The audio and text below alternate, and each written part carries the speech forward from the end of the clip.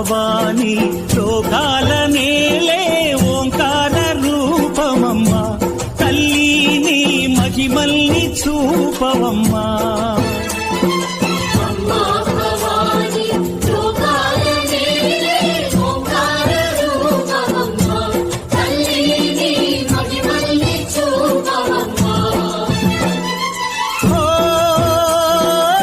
సృష్టికే దీపమా శక్తికే మూలమా సింహరథమే నీదమ్మా అమ్మ దుర్గమ్మ భక్తులను దీవించుమా